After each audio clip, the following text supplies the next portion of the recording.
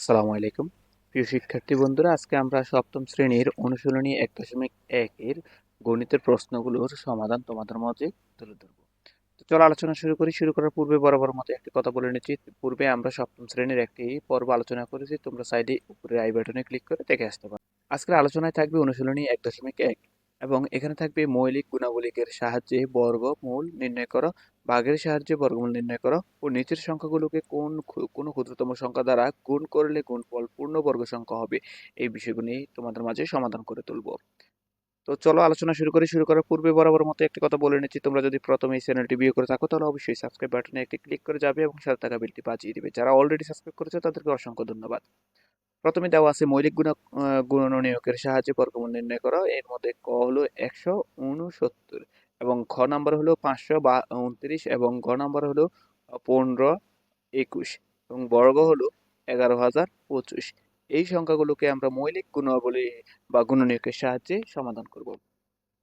সমাধানের ক্ষেত্রে যখন আমরা আসবো তখন লক্ষ্য রাখতে হবে যে মৌলিক সংখ্যা দিয়ে এর সমাধান করা আমাদের প্রয়োজন। মানে মৌলিক যে সংখ্যাগুলো আছে, আমরা পূর্বের ক্লাসে আলোচনা করেছি মৌলিক সংখ্যাগুলো কি, যে সংখ্যায় এক ব্যতীত অন্য সংখ্যা বা নিজ সংখ্যা এক এবং নিজ সংখ্যা ছাড়া অন্য কোনো সংখ্যা দ্বারা অন্য কোনো সংখ্যা দিয়ে ভাগ করা যায় না, সেই সংখ্যাগুলোকে আমরা মৌলিক সংখ্যা বলে থাকি। তাহলে এখানে 629 এই সংখ্যাকে আমরা যদি লিখি যে সরি 169 সংখ্যাটাকে যদি আমরা লিখি, লেখার পরে আমরা এটার লসাগু করব।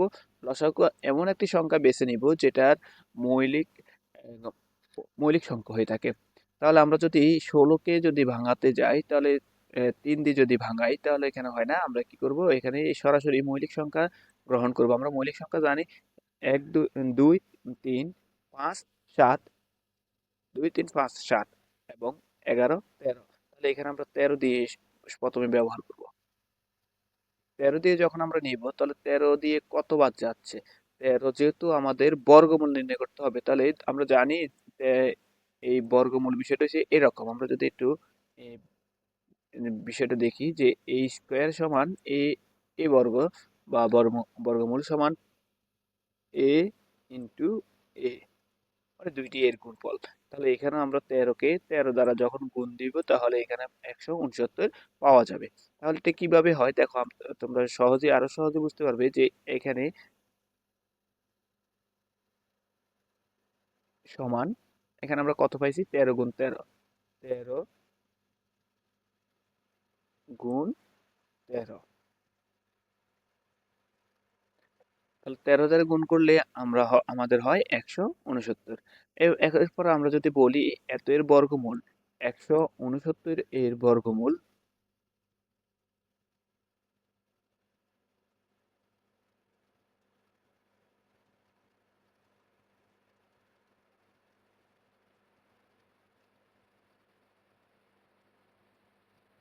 একশো উনসত্তরের বর্গমূলটা, বর্গমূল মানে হলো রুট। তাহলে আমরা 169কে যদি বর্গমূল করি 169, অতএব এখানে তোমরা লক্ষ্য রাখো আমরা কত পাইছি, 169-এর বর্গ পাইছিলাম 13, 13 গুণ 13, 13 গুণ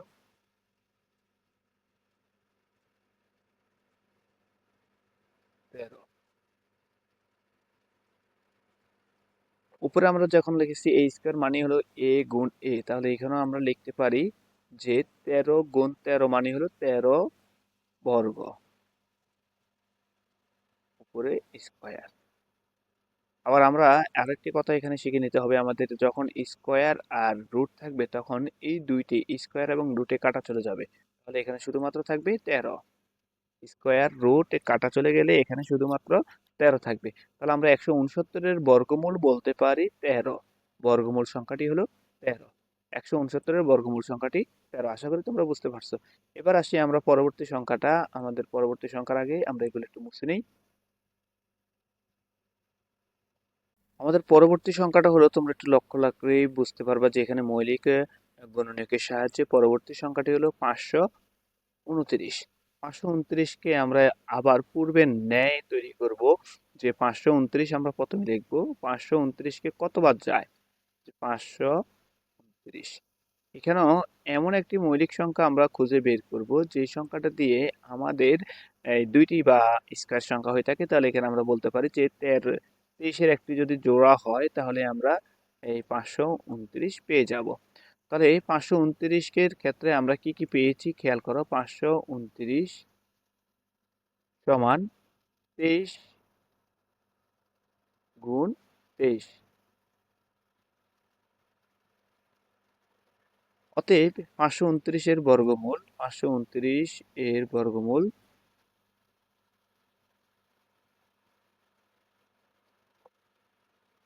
529 এর বর্গমূল আমরা পাই, সরি 529 এর বর্গমূলের ক্ষেত্রে আমরা যদি বলি এত এর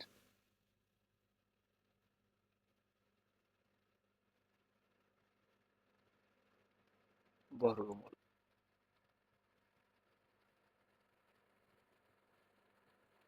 529 এর বর্গমূলের ক্ষেত্রে আমরা এখানে দেখতে পাই যে 529, এবং 529 কে আমরা যখন লিখব তাহলে আমরা এখানে 23 এর একটি জোড়া পাচ্ছি, 23 গুণ 23, এবং 23 গুণ 23 কে আমরা যদি লিখি তাহলে এখানে হয় 23 স্কয়ার। অতএব এখানে আমাদের থাকতেছে 23। তাহলে আমাদের উত্তর হবে 23। 529 এর বর্গমূল 23। এই ছিল আমাদের দ্বিতীয় অঙ্কটি, এবং তৃতীয় অঙ্কটি হলো 1521। আশা করি তোমরা বুঝতে পারছো 1521 কে কিভাবে তোমরা বের করবে সেটাও আমরা তোমাদের মাঝে তুলে ধরতেছি। 1521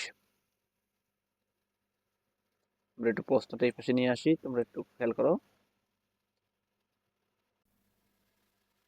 আমরা এখানে বলেছি তোমাদেরকে, প্রশ্নটি হলো 1521।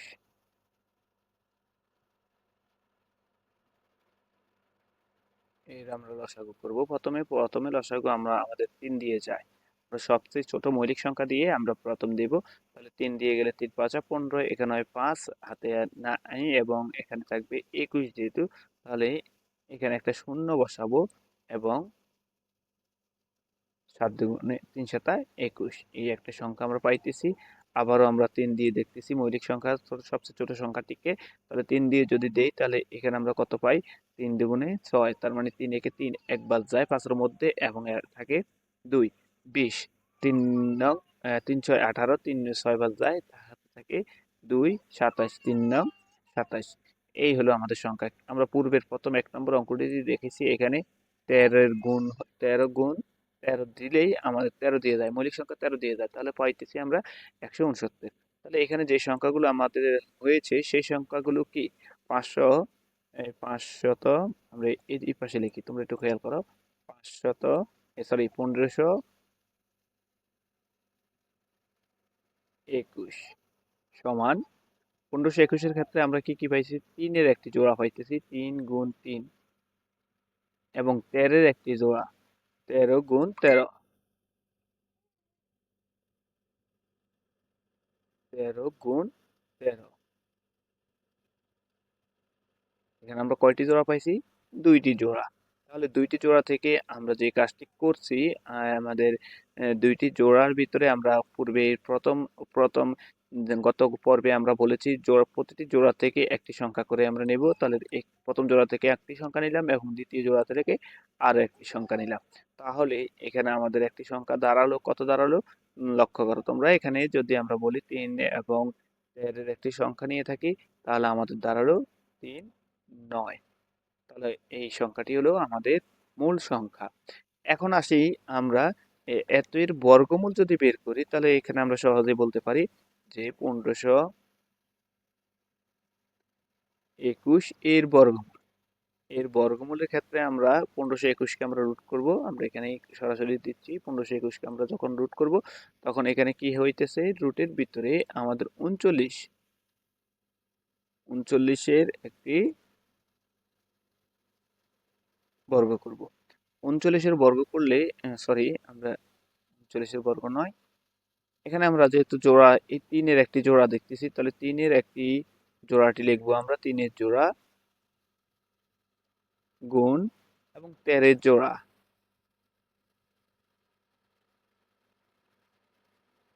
13 জোড়া।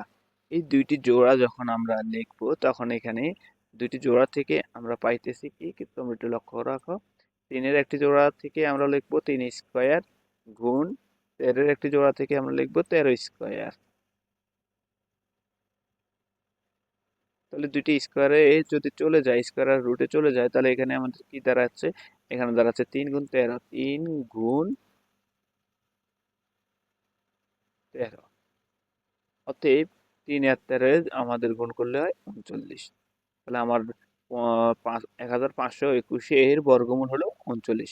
আশা করি তোমরা বুঝতে পারছো। এবং পরবর্তী যে অঙ্কটি আছে 1125, এই অঙ্কটি সমাধান তোমরা নিজেরাই করে নিবে এবং কমেন্টে জানিয়ে দিবে। যাদের হয় নাই তারাও কমেন্টে জানিয়ে দিবে, আমরা পরবর্তী প্রয়োজনে সমাধান করে নিয়ে আসবো।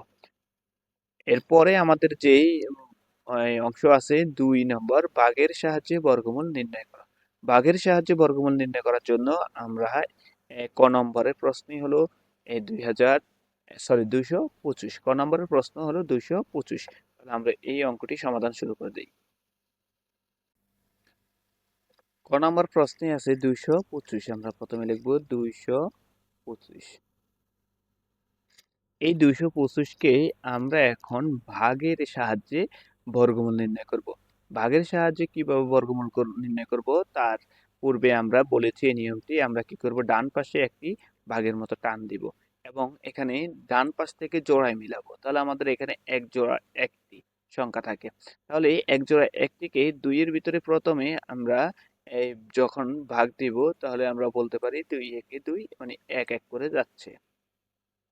এবং এখান থেকে একটা বিয়োগ দেব যে 1 আছে 2 এর সমান 1, এবং পরবর্তী জোড়াটি আমরা নিয়ে নিব। তো এখন আমরা বাম পাশে একটি টান দিব। এখানে যে 1 লিখছি, এই 1 কে 2 দ্বারা গুণ করব, 2 দ্বারা গুণ করে একটু বাম পাশে লিখব 2। 1 কে 2 গুণ করব, মানে 1 কে দ্বিগুণ করব। তাহলে এখানে যে সংখ্যা আছে সেই সংখ্যাকে দ্বিগুণ করব। নিয়মটা হলো আমাদের এমন। তাহলে দ্বিগুণ করলে 1 এর দ্বিগুণ হলো 2, এবং এটার বাম পাশে লিখব। এখানে বরাবর লিখব না, একটু বামে লিখব। আমরা অবশ্যই লক্ষ্য রাখি একটু বামে লিখব। লেখার পরে আমরা যে কাজটি করব, এখানে এমন একটি সংখ্যা বেছে নিব যেই সংখ্যাটি এর বর্গ হয়ে যায়। তাহলে আমরা জানি এখানে যদি আমরা 5 দেই, 5 কে এই 25 কে কত দ্বারা গুণ করলে আমাদের হয়? যেমন এই 25 কে যদি বলি 5 পাঁচা 25, 5 দ্বারা গুণ দেই 5 পাঁচা 25, সাথে আছে 2, এবং 5 দুগুণে 10 আর 2 12। তাহলে আমরা বলতে পারি এখানে হবে আমাদের 5, কারণ 5 দ্বারা গুণ করলেই 125 হয়। 25 কে 5 দ্বারা গুণ করলে 125 হয়, এবং নিচে আমাদের বিয়োগ করলে 0 হয়। তাহলে 225-এর বর্গমূল হলো 15। 225-এর বর্গমূল 15। আশা করি তোমরা বুঝতে পারছো। এবং পরবর্তী যে অঙ্কটি আছে আমাদের 961। 961-এর ক্ষেত্রে আমরা যদি বর্গমূল করি তাহলে কি দাঁড়ালো? একই নিয়মে আমরা বর্গমূল করব। আমাদের সংখ্যাটি হলো 961। তাহলে 961-কে প্রথমে আমরা জোড়া করে নেই, এবং এখানে এক জোড়া একটি থাকে। সো 9-কে ভাগ দিব, কত দ্বারা ভাগ যায়? 9-কে 3 দ্বারা প্রথমে ভাগ যায়। 3 3 9। তাহলে এখানে আমরা 9 লিখব। এরপর আমরা কি করব, আমাদের এই পাশে একটি টান দিব। টান দেওয়ার পরে এখানে যদি বিয়োগ করার প্রয়োজন হয় তাহলে বিয়োগ করব, না হলে আমরা যে জোড়াটা আছে সেই জোড়া নামিয়ে নিব। নেওয়ার পরে এখানে যে সংখ্যাটা লিখছি, এই যে এখানে যে সংখ্যাটা লিখছি, এই সংখ্যাকে দ্বিগুণ করব। তাহলে দ্বিগুণ করলে 3 দুগুণে 6। এই 6 লিখবো একেবারে বাম পাশে, দাগের বামে, অনেক বামে। এবং এই 6-এর সাথে কত বসালে আমাদের 61-কে ভাগ যায়? তাহলে এখানে যদি আমরা 1 বসাই, এখানে 1 দেই, 61 আর 1-এ গুণ দিলে 61 একে 61। তো আমাদের উত্তর আশা করি মিলে গেছে। সো এখানে 961-এর বর্গমূল হলো 31। 961-এর বর্গমূল 31। তোমরা যদি আশা করি তোমরা বুঝতে পারছো। পরবর্তী আমরা অন্য অংশগুলো নিয়ে আসব। যেমন নিচের 3 নম্বর প্রশ্নে আমাদের যে কথাটা বলছে সেই প্রশ্নগুলো আমরা নিয়ে আসব। সেখানে কি বলছে আমাদের বলা হয়েছে নিচের সংখ্যাগুলোকে কোনো ক্ষুদ্রতম সংখ্যা দ্বারা গুণ করলে গুণফল পূর্ণবর্গ সংখ্যা হবে। এখানে 2 এর আর বাকি 2টি অঙ্ক আছে, সেই 2টি তোমরা করে নেবে। যদি না পেরে থাকো তাহলে অবশ্যই আমাদেরকে কমেন্ট করে জানিয়ে দিবে। সো এখন আমরা নিচের যে কথাটা বললাম, নিচের সংখ্যাগুলোকে কোনো ক্ষুদ্রতম সংখ্যা দ্বারা গুণ করলে গুণফল পূর্ণবর্গ সংখ্যা হবে, মানে কোন ক্ষুদ্রতম সংখ্যা দ্বারা গুণ করলে সংখ্যাটি পূর্ণবর্গ হবে। যেমন এখানে আছে 147, 147, এই সংখ্যাকে কোন ক্ষুদ্রতম সংখ্যা দিয়ে, তাহলে ক্ষুদ্রতম সংখ্যা আমরা খোঁজ করে নেব। যেহেতু এখানে বিয়োগে বিজোড় সংখ্যা, সেই ক্ষেত্রে আমরা একটি বিজোড় সংখ্যাই নিব। তো আমরা এখানে প্রথমে 3 নিয়ে নিই, কারণ 2 এর পরে আছে 3 বিজোড় সংখ্যা, এবং 3 দ্বারা যদি আমরা প্রথমে ভাগ দেই তাহলে হয় কত, এই প্রথম অংশে যেমন 3 একে 3, 3 দ্বারা যদি এখানে দেওয়া হয় তাহলে কয় বার যাচ্ছে, 3 এখানে আছে 14, তাহলে 4 বার যায়, 3 4 12, হাতে আছে 2, কারণ 14 থেকে 12 চলে গেলে হাত থাকে 2, 2 এর সাথে 7 যুক্ত করলে হয় 27, তাহলে 3 নং 27। এবং পরবর্তীতে আমরা এই 3 দিয়ে যদি আর না যায় তাহলে আমরা 4 দিয়ে দেখব, 4 দিয়েও যায় না, 5 দিয়েও যায় না, এবং 6 দিয়েও যায় না, কারণ এটা বিজোড় সংখ্যা। 7 দিয়ে চিন্তা করতে হবে, তাহলে 7 দ্বারা চিন্তা করলে 7 দিয়ে যায়, 7 7 49। আমাদের প্রশ্নে বলা হয়েছে নিচের সংখ্যাগুলোকে কোনো ক্ষুদ্রতম সংখ্যা দ্বারা গুণ করলে গুণফল পূর্ণবর্গ সংখ্যা হবে। তাহলে এখানে কোন ক্ষুদ্রতম সংখ্যার ক্ষেত্রে কিভাবে আমরা সাজাবো, সংখ্যাটি হলো 147। 147কে আমরা এখানে লিখব, প্রথমে আমরা 3 দ্বারা গুণ করছি, এর পরবর্তীতে আমাদের 7 দ্বারা এবং আরো একটি 7, এই হলো আমাদের সংখ্যাটি। তাহলে এই সংখ্যাগুলা থেকে আমরা একটু যদি সাজিয়ে নেই, যে 3 এবং 7 হলো 7-এর একটি জোড়া হয়েছে, এই জোড়াটা আমরা একটি এই ব্র্যাকেটের ভিতরে রাখবো। তাহলে এখানে 3 একবারই আছে, এবং যা জোড়াবিহীন, এই 3টি হলো একবারই, যা জোড়াবিহীন, আর 7 হয়েছে 2 বার, সেক্ষেত্রে 7 জোড়ায়। সো আমরা 3 যদি জোড়ায় থাকতো তাহলে এটি পূর্ণবর্গ সংখ্যা হতো। অতএব 147কে পূর্ণবর্গ করার জন্য 3 দ্বারা গুণ করতে হবে। 147কে পূর্ণবর্গ করার জন্য 3 দ্বারা গুণ করতে হবে, এবং এর ক্ষুদ্রতম সংখ্যা হলো 3, উত্তর হবে 3। 2 নম্বর প্রশ্ন হলো 384। 384 কোন ক্ষুদ্রতম বর্গ সংখ্যা, সেটা এখন আমরা বের করব। তাহলে এই ক্ষেত্রেও আমরা পূর্বের নিয়মই অবলম্বন করব।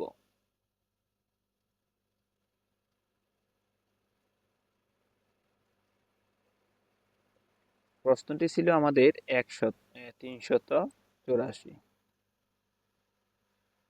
384, এই 384কে আমরা এখন পূর্ণবর্গ সংখ্যা তৈরি করব। তো প্রথমে আমরা ক্ষুদ্রতম সংখ্যা দিয়ে দেব, ক্ষুদ্রতম 2 দিয়েছেই, যেহেতু এটা একটি জোড় সংখ্যা সেই জন্য 2 দিয়ে এখানে যাওয়ার সম্ভাবনা আছে। দেখি আমরা দেই, 2 একে 2, হাতে আছে 1, 9 দুগুণে 18, এবং 2 দুগুণে 4, 192। পরবর্তীতে আবার আমরা 2 দিয়ে দেই, যেহেতু জোড় সংখ্যা 2 দিয়ে দিলে এখন যায় 9 দুগুণে 18, হাতে আছে 1, এবং এই 6 দুগুণে 12। পরবর্তী 96কেও আবার 2 দ্বারা আমরা ভাগ দিই, 2 দ্বারা যদি দেই তাহলে এখানে থাকে 4 দুগুণে 8, এবং হাতে আছে 1, 16, 8 দুগুণে 16। আবারও 2 দেই, 2 দ্বারা দিলে এবার আসবে আমাদের 24, 24 দুগুণে 48, 24 দুগুণে 48। পরবর্তীতে আবার 2 দ্বারা দিই, আমরা জানি 12 দুগুণে 24, সেখানে 12। এরপরে আবার 2, এবার হলো 6। পরবর্তীতে আবার 2, তাহলে 2 দ্বারা দিলে এবার হলো 3, আর কোনো ভাগ যায় না। এবার যদি আমরা সাজাই, আমরা একটু এখানেই সাজিয়ে নিই, 2 গুণ 2, 2 গুণ 2, এবং 2 গুণ 2, এবং 2 গুণ 3। তো এখানে দেখা যায় এই 1 জোড়া, এই 2 জোড়া, এবং 3 জোড়া, 2 এর 3টি জোড়া আছে, এবং একটি 2 আছে ও একটি 3 আছে, যা জোড়াবিহীন, যা জোড়াবিহীন। তো 2 ও 3 জোড়ায় থাকতো, তাহলে সংখ্যাটি পূর্ণবর্গ সংখ্যা হতো। কাজেই পূর্ণবর্গ সংখ্যা হওয়ার জন্য 384কে 2 গুণ 3 সমান 6 দ্বারা গুণ করতে হবে। অতএব ক্ষুদ্রতম সংখ্যা হবে 6। পূর্ণবর্গ করার জন্য 2 গুণ 3, এই দুইটির গুণফল যা হয় সেই সংখ্যা দিয়ে গুণ করতে হবে, তাহলে সংখ্যাটি পূর্ণবর্গ হবে। সো আমরা আজকে বলেছিলাম 1 2 3, এই তিনটি আলোচনা করব, এই তিনটি তোমাদের মাঝে আলোচনা করেছি। পরবর্তীতে এরপরে 4 5 বিভিন্ন অংশগুলো তোমাদের মাঝে তুলে ধরবো। সেই পর্যন্ত সকলেই ভালো থাকবে, এবং এই চ্যানেলটি ভালো লেগে থাকলে তোমার শিক্ষার্থী বন্ধুদের সাথে অবশ্যই শেয়ার করবে।